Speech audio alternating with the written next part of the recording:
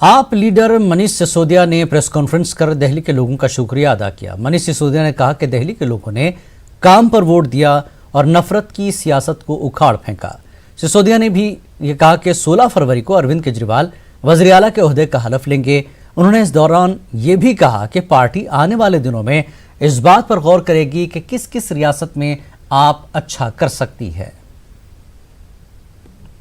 सबसे पहले तो मैं दिल्ली की 2 करोड़ जनता को बहुत बहुत दिल से आभार व्यक्त करना चाहता हूं। और सच कहूं तो आज आभार व्यक्त करने के लिए शब्द नहीं है, क्योंकि पहली बार शायद काम की राजनीति को इतना बड़ा सम्मान किसी चुनाव में मिला है। और ये उम्मीद लोगों को दिल्ली के लोगों से थी, दिल्ली की जनता से थी। दिल्ली की जनता से जितनी उम्मीद थी उससे कहीं ज्यादा, उससे कहीं प्रचुर मात्रा में सम्मान काम की राजनीति को दिल्ली की जनता ने दिया। प्यार मोहब्बत की राजनीति को दिया, नफरत की राजनीति को सिरे से नकारा कि देश की राजधानी में देश के वो लोग रहते हैं, वो वोटर्स रहते हैं, देश भर से आए हुए वो लोग रहते हैं जो काम को पसंद करते हैं। आज दिल्ली के लोगों ने बताया है कि काम का राजनीति का डेवलपमेंट मॉडल जो है वो केजरीवाल जी का डेवलपमेंट मॉडल है। उससे इकोनॉमी भी आगे बढ़ेगी, उससे परिवार भी आगे बढ़ेगा और उससे देश भी आगे बढ़ेगा। आज देशभक्ति का मतलब है कि देश के हर आदमी के लिए अच्छा इलाज उपलब्ध कराइए। आज राष्ट्रभक्ति का मतलब है कि आप देश के सब लोगों को, हर घर को अच्छी 24 घंटे सस्ती दरों पर या अफोर्डेबल कॉस्ट पर बिजली उपलब्ध कराई। दिल्ली के विधायक दल की बैठक से आ रहा हूं। नवनियुक्त विधायकों ने, सभी ने, 62 विधायकों ने एक स्वर से फैसला लिया कि अरविंद केजरीवाल जी हमारे विधायक दल के नेता होंगे और वही दिल्ली के अगले मुख्यमंत्री होंगे। दिल्ली में आपकी जबरदस्त जीत के बाद आम आदमी पार्टी के कारकुनों और हामियों में खुशी की लहर है। कल से ही दिल्ली में आप कारकुन जश्न में मसरूफ हैं। आज केजरीवाल की रिहाइशगाह पर नौमुंतखब अरकान की मीटिंग हुई। मीटिंग में अरविंद केजरीवाल को आप लेजिस्लेचर पार्टी का लीडर मुंतखब किया गया। 16 फरवरी को मुसलसल तीसरी मरतबा केजरीवाल वज़ीर आला के ओहदे का हलफ लेंगे। हलफ बर्दारी तकरीब रामलीला मैदान में मुनक़िद की जाएगी। साल 2015 में भी अरविंद केजरीवाल ने रामलीला मैदान में ही वज़ीर आला के ओहदे का हलफ लिया था। केजरीवाल ने आज दिल्ली के गवर्नर अनिल विजल से मुलाकात की और हुकूमत साजी का दावा पेश किया। केजरीवाल ने गवर्नर को हलफ बर्दारी की तारीख की जानकारी भी दी।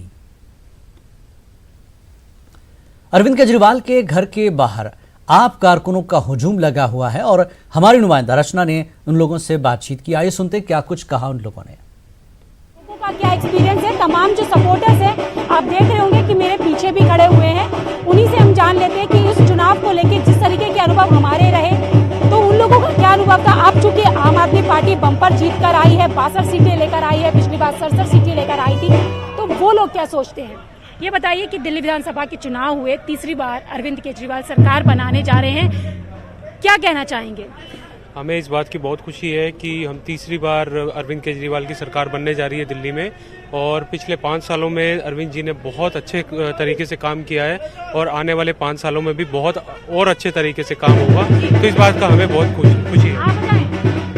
अच्छे काम किए थे तभी इनको वोट पड़ेगा। लगता है काम के नाम पे वोट बिल्कुल पड़ेगा, आगे भी पड़ेगा और पड़ता रहेगा। सियासत भी बहुत देखने के लिए मिली, चाहे हनुमान पॉलिटिक्स हो, तमाम तरीके के रंग दिखे, तमाम तरीके की बयानबाजी हो सुनने के लिए मिली। दिल्ली में शाहीन बाग का मसला बहुत ज्यादा इस चुनाव में बढ़ा।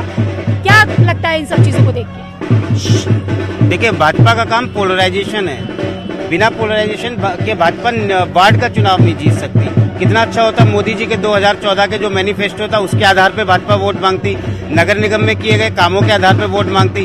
लेकिन पिछले नगर निगम के चुनावों में दिल्ली में लेकिन अब हम बात कर रहे हैं आम आदमी पार्टी की बम्पर जीत की, तो इस जीत को आप क्या मांग रहे हैं कि भाजपा की नाकामी की वजह से आप लोग जीते या काम के नाम पर वोट जीते? ये भाजपा की नाकामी से ज्यादा केजरीवाल के काम की जीत है, पॉजिटिव कैंपेन की जीत है। और जो ये हजारों कार्यकर्ता हैं, निस्वार्थ कार्यकर्ता हैं, जो अपनी जेब से पैसा खर्च करते हैं, अपनी जेब से खाना खाते हैं, लेकिन फिर भी एक सपना देखते हैं कि एक बेहतर दिल्ली, एक सपनों की दिल्ली बनाए। बेहतर दिल्ली, सपनों की दिल्ली की बात ये कर रहे हैं। तीसरी बार सरकार बनने जा रही है आम आदमी पार्टी की, तो क्या लगता है कि तमाम चुनौतियां क्या रहने वाली है इस बार? इस बार चुनौतियां तो जो मुझे लगता है कि अरविंद जी के लिए कोई चुनौती नहीं है, क्योंकि दिल्ली में पोल्यूशन बड़ा मसला है, ये चुनौती नहीं है। नहीं, चुनौती क्या, अभी जो पिछली जो 5 साल की सरकार बीती है पॉल्यूशन के लिए, वैसे भी अरविंद केजरीवाल ने निरंतर लगातार काम किए हैं। ऑड इवन इन्होंने शुरू किया, उसके बाद पेड़ लगवाए, उसके बाद अभी 2 करोड़ पेड़ और दिल्ली में लगाने की भी इस गवर्नमेंट की योजना है।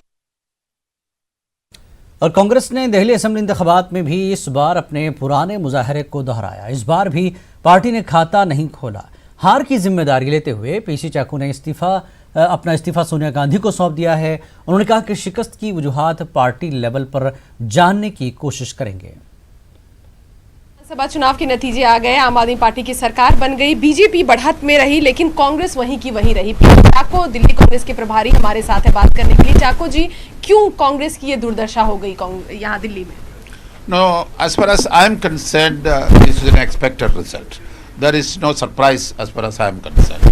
But still, कांग्रेस पार्टी इसके बारे में सोचेंगे क्या क्या रीजंस हैं, क्यों हम हार गया, व्हाट आर द रीजंस, इसके बारे में कांग्रेस पार्टी डिस्कस करेंगे। I don't want to make any comments now. मैंने मेरा इस्तीफा दिया कांग्रेस पर्सन को, मोरल रिस्पॉन्सिबिलिटी लेके मैंने इस्तीफा कांग्रेस पर्सन को दिया है। इसके बाद मैं इंडिविजुअली मेरा ओपिनियन एक्सप्रेस नहीं करना चाहता हूँ। लेकिन जो नेता है बीजेपी के, जो कांग्रेस के दूसरे नेता हैं, वो कह रहे हैं कि कांग्रेस के नेता खुश क्यों नजर आ रहे हैं आम आदमी पार्टी की जीत पर। I have no opinion about another leader's opinion. Whatever, we have the congratulating the chief minister is a matter of courtesy. Her party winner को कंग्रेचुलेट करेगा, that is courtesy in politics. लोग का आदेश, जनादेश जो है उसको मैं सहमत है, उसको मैं रेस्पेक्ट कर रहे हैं। And also we congratulate the winner. There is no harm in doing that, it's only courtesy doing that. अंतिम सवाल, जीरो का क्या रहा, जीरो क्यों रहा दिल्ली में? क्योंकि एक तरह से प्रचार तो किया ही गया, राहुल गांधी ने किया, प्रियंका गांधी ने किया, लेकिन जहां उन्होंने प्रचार किया वहां भी जमानत जब्त हो गई आपके जो उम्मीदवार थे उनकी। नो, मैंने कहा है क्या रीजन है, क्यों हम डिफीट हुआ, कैसे, क्या कारण, इसके बारे में पार्टी सोचेंगे। उसके अलावा उसके additional in that context I don't want to say anything. धन्यवाद। तो पीसी चाको हमारे साथ बात करें, उन्होंने साफ तौर पर कहा कि हार की जिम्मेदारी लेते हुए मैंने अपना इस्तीफा सोनिया गांधी को भेज दिया है। जहां तक हार के कारणों की बात है तो उसकी समीक्षा पार्टी करेगी। कैमरा पर्सन अप्पू के साथ Ranjita Jha, news 18 network. BJP leader Shahnawaz Hussain का कहना है कि हम दिल्ली में चुनाव हारे हैं, हौसला नहीं। उन्होंने कहा कि दिल्ली में हमारा वोट फीसद बढ़ा है। शाहनवाज हुसैन से बात की हमारे नुमाइंदे विनीत ने। साथ ही बीजेपी के राष्ट्रीय प्रवक्ता सैयद शाहनवाज हुसैन, उनसे हम बात करते हैं। सर, जिस तरह झारखंड के बाद दिल्ली में भी बीजेपी को हार का सामना करना पड़ा, क्या देखते हैं सर इसका? जो आने वाले चुनाव है, बिहार में चुनाव है, पश्चिम बंगाल में चुनाव है, क्या असर होगा? देखिए, दिल्ली में हम चुनाव हारे हैं, हौसला नहीं हारे।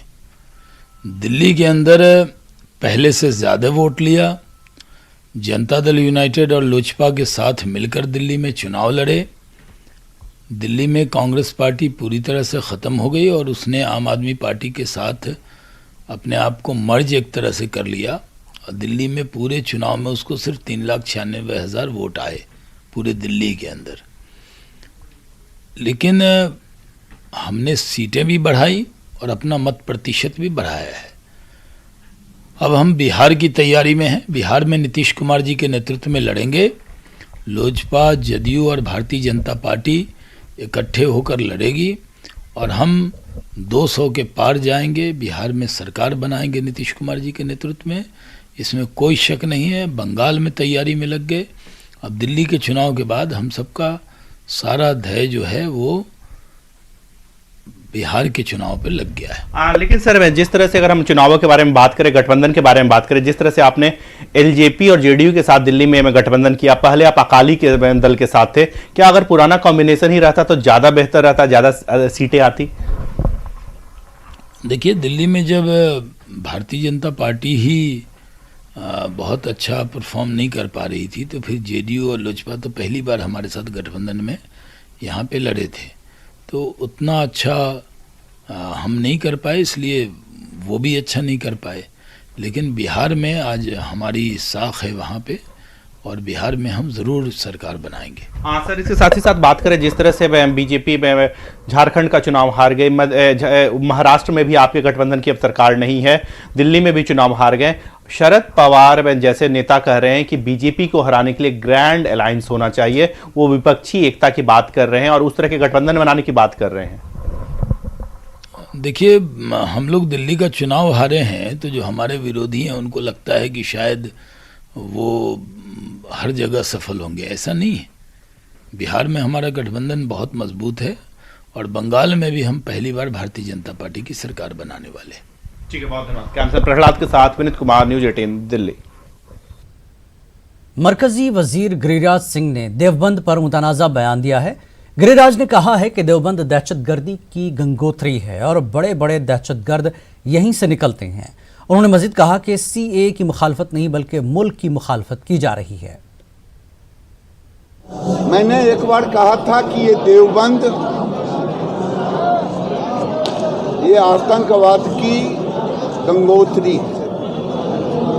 सारे बड़े बड़े दुनिया में जो भी पैदा हुए आतंकवाद, चाहे हाफिज शहीद का मामला हो, ये सारे के सारे लोग यहीं से निकलते हैं। ये सीए के विरोध में नहीं है, ये भारत के विरोध में है। ये एक तरह से खिलाफत आंदोलन है, क्योंकि अगर केवल सीए का होता तो शाहीन बाग से आवाज़ नहीं उठती शर्जिल इमाम का कि हम भारत को आसाम से काट देंगे। कांग्रेस की जनरल सेक्रेटरी प्रियंका गांधी ने आजमगढ़ के बलरियागंज का दौरा किया। बलरियागंज में एहतजाजी खवातीन पर पुलिस ने ताकत का इस्तेमाल किया था। खवातीन बलरियागंज के जौहर पार्क में सीए के खिलाफ मुजाहरा कर रही थी। किश्तवाड़ में आज पेश आए एक सड़क हादसे में 5 अफराद हलाक हुए हैं। जम्मू किश्तवाड़ कौमी शाहराह पर 244 पर दरबशाला किश्तवाड़ के करीब यह हादसा पेश आया। रिपोर्ट्स के मुताबिक जम्मू से दरबशाला जा रही एक कार नाले के करीब 200 फीट गहरी खाई में गिर गई। महलूकिन के रिश्तेदारों ने न्यूज़ 18 को बताया कि 3 महीने के छोटे बच्चे की जम्मू के एक अस्पताल में इलाज के दौरान मौत हो गई थी और अहले खाना बच्चे की लाश लेकर बजरिए कार जम्मू से दरबशाला आ रहे थे। तहम रास्ते में उनकी गाड़ी खाई में गिर गई। इस हादसे में कार में सवार 5 अफराद की मौत हो गई। फौजी एहलकार, रेड क्रॉस के वॉलंटियर्स और दीगर लोगों ने रेस्क्यू ऑपरेशन में हिस्सा लिया। इन कांटेक्ट में थे। ये छोटा बच्चा जो था तो बीमार था, ये जम्मू लिया हुआ था इलाज के लिए। कल दिन वेंटिलेटर पर रहा और शाम को 6:30 बजे ये जम्मू से निकले थे। तो 12:30 बजे हमने फ़ोन किया इनको, तो ये कहने लगे कि हम ठाठी पहुंच गए हैं। उसके बाद हमने तकरीबन 1 घंटा वेट किया बधात पहुंचने के लिए। तो जब 1 घंटा तक वो पहुंचे नहीं उधर, तो वहाँ से फिर हम गाड़ी लेके आगे निकले कि थोड़ा हम आगे इनको उनका ये मतलब देखेंगे कि ये इन्होंने लेट क्यों लगाया। फिर उस वक्त के बाद हम ढूंढते ही रहे तो सुबह तक हमें कुछ पता नहीं लगा। वो फिर मतलब लड़के जो थे जो ढूंढ रहे थे वो आगे उधर कराड़ा तक पहुंच गए थे। वहाँ से मतलब ये छानबीन करते रहे तो यहाँ फिर यानी ठाठी तो से क्या इनकी डेथ ऑन स्पॉट ही हुई थी? ऑन स्पॉट ही डेथ हुई है। छोटा बच्चा जो था तो वो उधर से ही मतलब डेड बॉडी थी उसकी। तो ये 5 जो थे तो इनकी डेथ हुई यहाँ पे ऑन स्पॉट ही हुई। तकरीबन सुबह 5 बजे के करीब मालूम हुआ एक्सीडेंट का। तो फिर गांव के सभी लोग और पुलिस और रेड क्रॉस भी वहाँ पे पहुँची और जहाँ मीडिया वाले भी ऑन स्पॉट वहाँ पे पहुँचे। तो उस वजह से लोकल ने, पुलिस ने, रेड क्रॉस ने डेड बॉडियाँ चढ़ा के ठाठरी में लाया। बिल्कुल घर के करीब में थे। अब तकरीबन 10 किलोमीटर की दूरी पे, घर की दूरी पे इनका हादसा ठाठरी और तराबशाला के दरमियान में हो गया।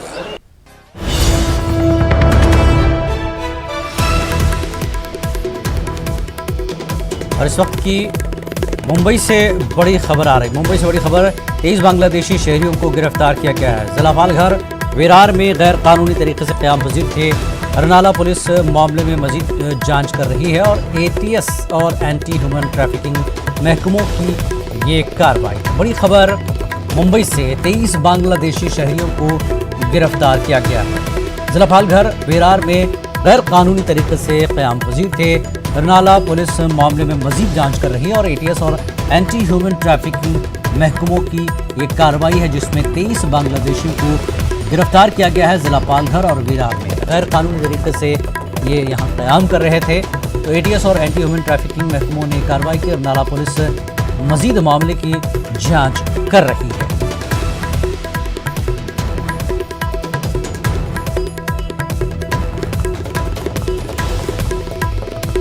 मुंबई से इस वक्त की बड़ी खबर, 23 बांग्लादेशियों को गिरफ्तार किया गया है। जिला पालघर विरार में गैर कानूनी ये तरीके से क़याम पजीर थे।